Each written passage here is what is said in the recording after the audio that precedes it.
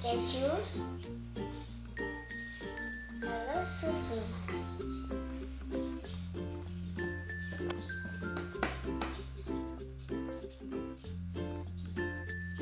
Setelah itu kita gulung. Untuk bagian terakhir kita kasih susu lagi.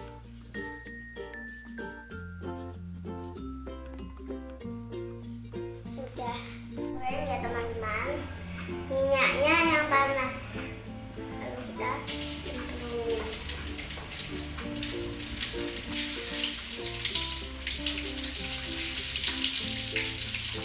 Ini sudah jadi teman-teman, kita bisa hiasi atau kita hiasinya pakai susu.